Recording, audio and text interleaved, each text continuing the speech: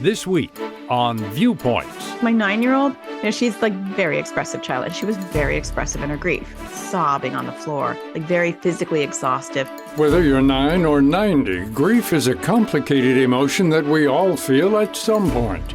Then, for every meal, a food bank like the Food Depository provides, SNAP provides the equivalent of 9 meals. In part 2 of our series, we look at the solutions and safety nets that help put food on the table for millions of Americans.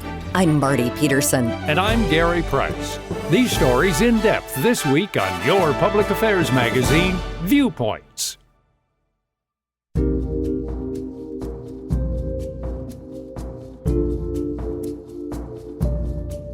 grief isn't always loud.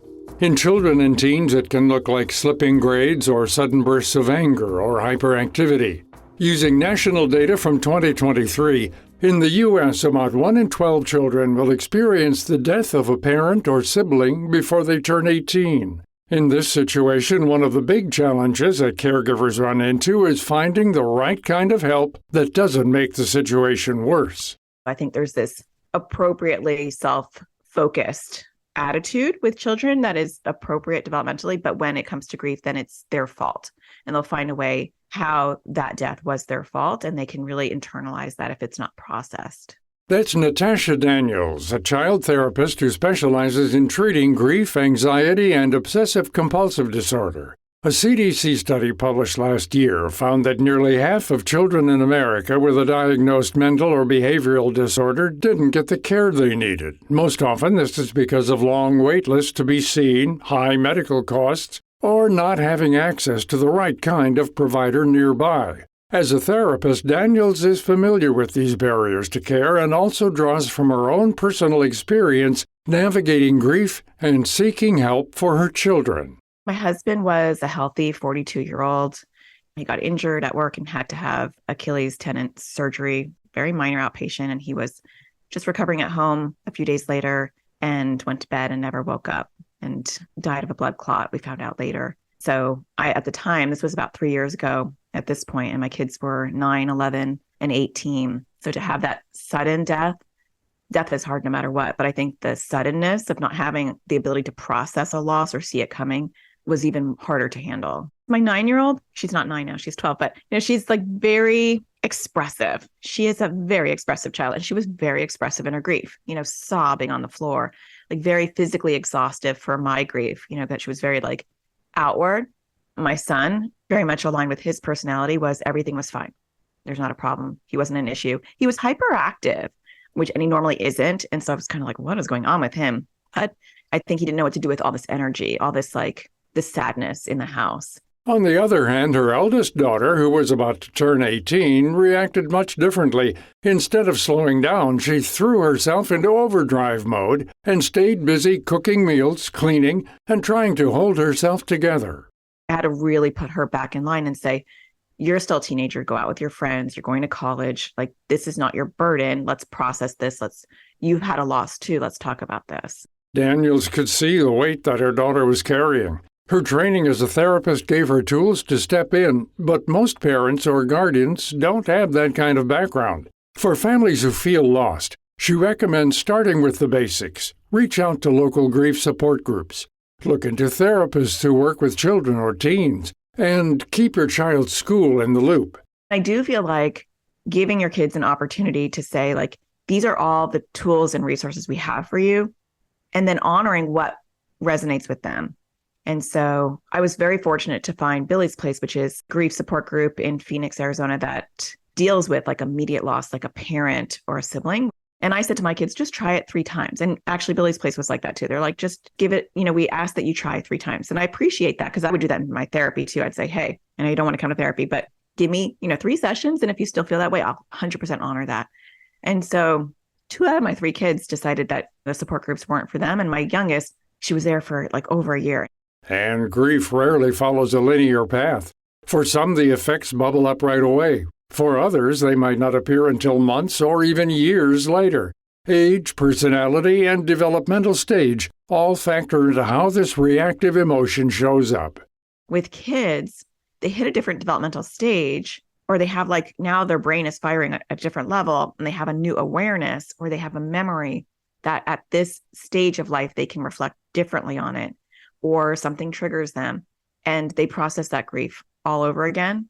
And so sometimes when they're little, they don't process grief until they're, 5 years later, when they can really like experience that loss. For Daniels, her grief wasn't just emotional, but it showed up in her body through chest tightness, sleepless nights, bone-deep exhaustion, and a constant brain fog. Even years later, this ache hasn't disappeared. Experts warn that when grief is left unacknowledged, the costs can be steep.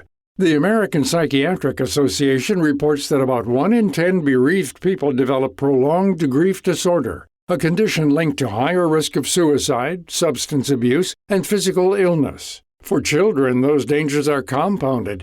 Unresolved grief can derail academic performance, development, and change how they view themselves and their future. It's also worth remembering that grief isn't always about death. Kids and teens can also mourn changes to their own life. A lot of times we want to swoop in and fix it. We want to make it better. And really the biggest gift we can give our kids is validation that it hurts and that there is a time for grieving, grieving a friendship, grieving a new teacher and an old teacher leaving, or grieving the change that sometimes I think it's just our intuition to go in there and cheerlead and be like, but look at this other thing that's happening. It's going to be so great. And it is helpful to sit in the discomfort with your child and say, I'm sorry, I know this is hard and I know it is sad. And how can we honor this? Can we write a letter to the teacher? Or can we write a letter to your friend that left? Or is there an action that we can do that can be somewhat healing? To learn more about this topic, links to additional resources, and our guest, Natasha Daniels, head to viewpointsradio.org. This story was written by our executive producer, Amira Zaveri. Our studio manager is Jason Dickey. I'm Gary Price.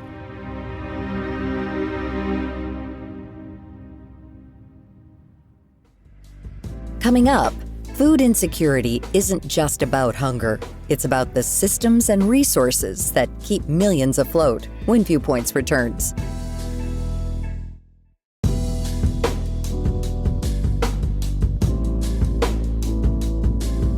Last week, we heard from 2 sources about what it feels like to live with food insecurity and its effect on daily life.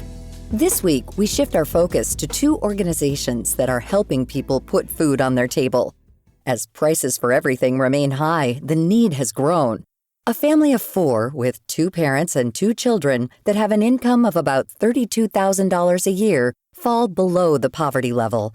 According to the latest U.S. Census, about 13% of households, or 17 million families nationwide, meet this criteria and get government assistance. This can mean food credits, discounted health insurance, housing subsidies, and other resources. But there's another, much larger group who earn just above the poverty level and are also chronically struggling to get by. United for ALICE, a national research initiative, defines this population as the working poor. They're employed and often holding down multiple jobs, but what they make doesn't stretch far enough to cover rent, healthcare, food, and other basic living costs. By ALICE's measure, 42% of U.S. households today fall into this class. ALICE is someone that we all know, but perhaps not by name. And ALICE is an acronym: Asset Limited, Income Constrained, Employed. So if we start just thinking about the workers that we know, that we rely on a daily basis, childcare workers, home health aides, delivery drivers, bank tellers, security guards, folks that we need to keep our economy running smoothly, yet struggle to support their own families. That's Stephanie Hoops, the national director of United for ALICE. Hoops gets into how the current system goes against working people who earn just above the federal poverty level. They're still struggling, but they're not eligible for things like SNAP and TANF and some of the most common government programs. So as a result, they are limited to basically nonprofit programs that don't have income requirements. And probably the most common of those are food banks and food pantries. To provide some context, she breaks down how the government calculated the federal poverty level and who gets these benefits when the system was created back in the 1960s. At the time, there was a consensus that food should be a third of your budget. So they calculated what it costs to feed a family of 4 and multiplied it by 3. And literally that number has been ticked up by the consumer price index ever since. And it's the same number across the country. So it doesn't reflect the variation, the difference in cost of living from Manhattan to Mississippi, from Indiana to Texas. And so that's out of kilter, but also it hasn't adjusted to what you really need to live and work in the modern economy. This often includes a working phone, car, and other items. These are all extra costs that weren't factored into the original calculation that was set 60 years ago. Often, these items take priority in order for people to keep working and living, so other essentials, like buying healthy, nutritious foods, get cut.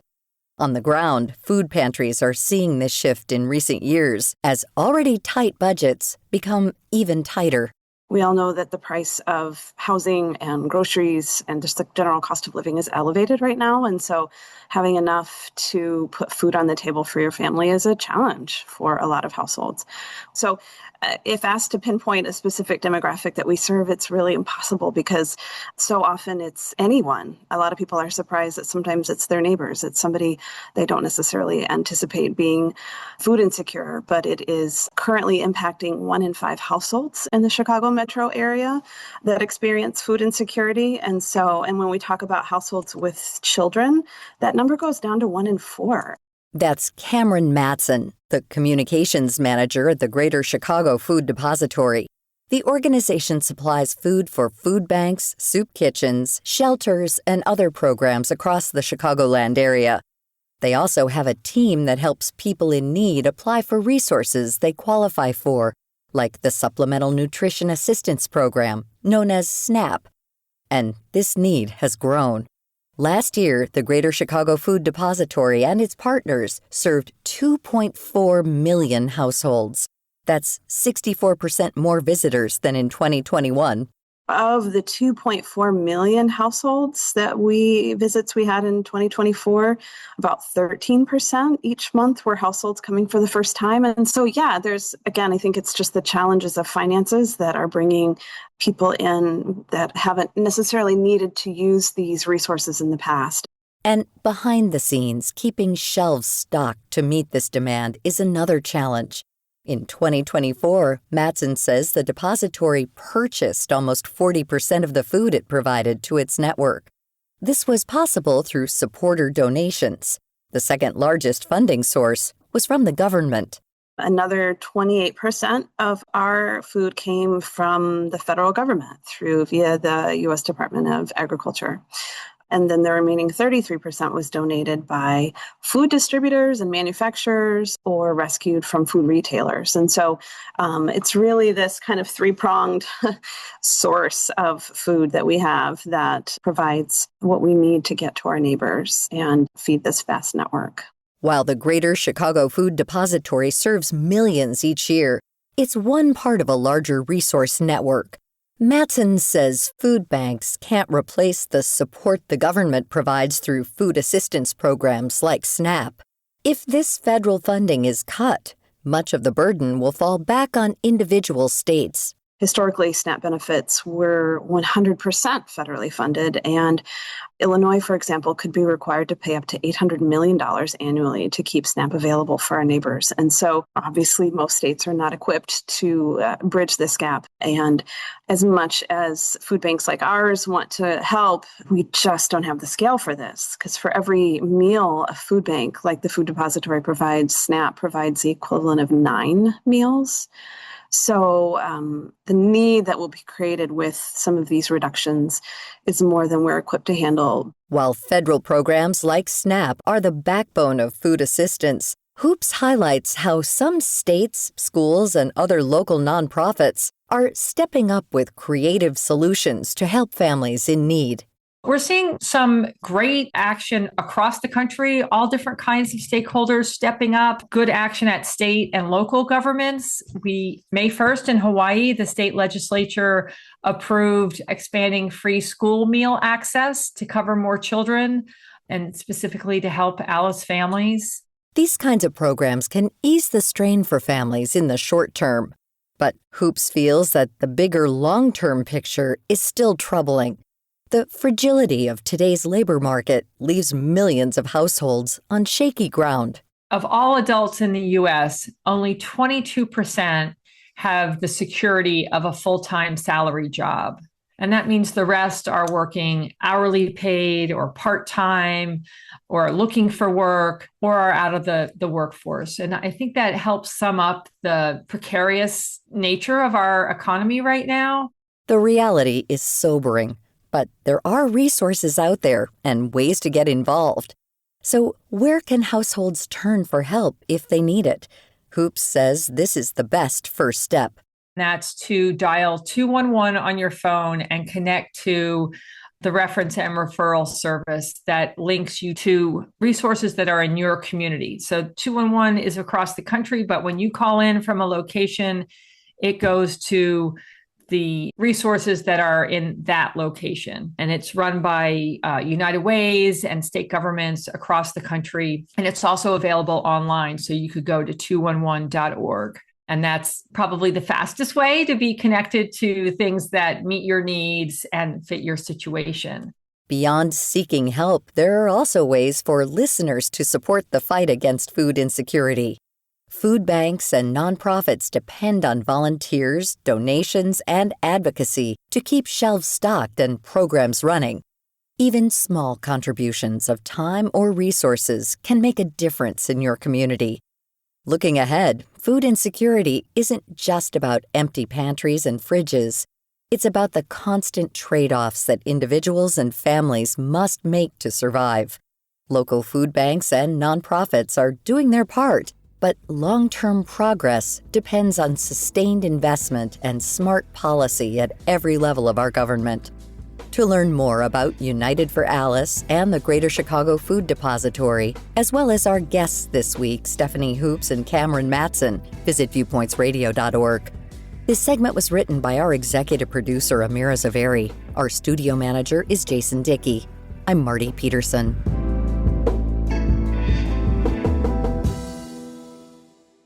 Viewpoints returns in just a moment.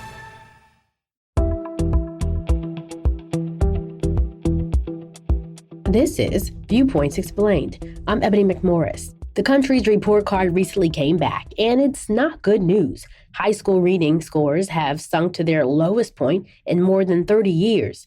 Results from the National Assessment of Educational Progress, which is considered the nation's most reliable benchmark test, show that about a third of last year's seniors scored below basic reading proficiency.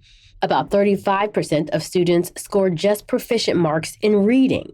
So what's behind the big drop? Experts say more students are regularly missing class since the pandemic, and this has led up to interrupted learning. Last year, a survey led by the National Assessment of Educational Progress showed that almost a quarter of fourth graders missed 5 or more days of school in the previous month. That's double the rate reported in 2019. On top of all this, more young people are spending several hours in front of screens. This leaves less time to read and makes it harder to sit down and focus for a long stretch of time. According to the Centers for Disease Control and Prevention, teens now spend an average of 7.5 hours a day on screens for entertainment, while kids age 8 to 12 log nearly 5 hours daily, not counting schoolwork. On the upside, some states are taking a proactive approach to teaching reading in order to turn things around. Research shows that teaching letters and sounds and precise logical sequences at an early age, like kindergarten and first grade, can help boost spelling, fluency, and understanding. For example, in Mississippi, schools are doing exactly this while also investing in extra teacher training and early intervention help for kids who seem to be struggling. The state, which used to rank near the bottom in reading scores, has now climbed to the top of early reading performance. At the end of the day, falling behind in reading limits a student's academic path and their success after high school. It also closes the door on an entirely different creative experience. Reading is an active way to step into other people's perspectives and lifetimes. It helps us learn new things and stay curious about the world. Without it, these things vanish and we're reliant on the passive role of watching screen after screen. That's Viewpoints Explained for this week. More in a moment.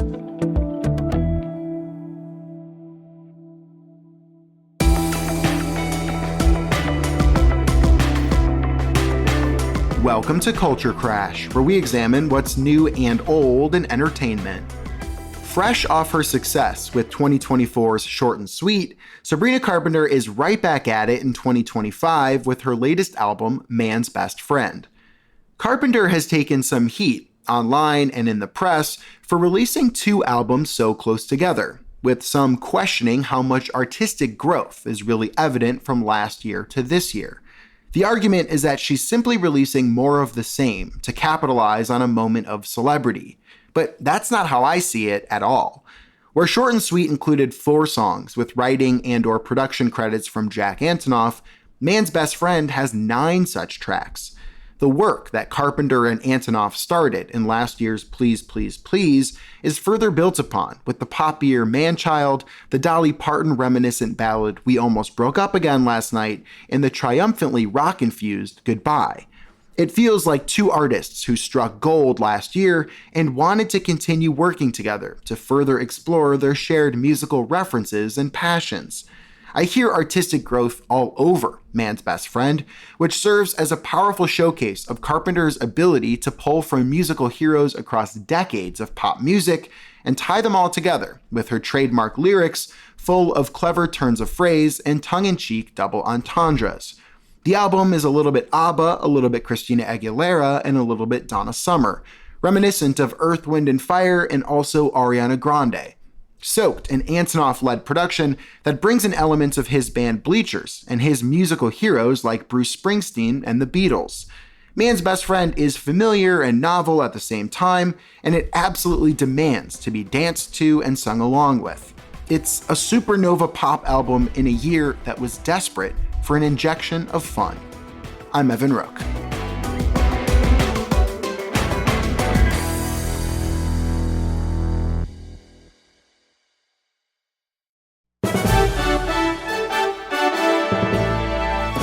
And that's Viewpoints for this week. Follow us on Twitter, Facebook, and Instagram to learn more about upcoming shows and find a library of past programs on Apple Podcasts, Google Play, and Spotify. Plus, you'll always find previous segments and more information about our guests at viewpointsradio.org. Join us again next week for another edition of Viewpoints.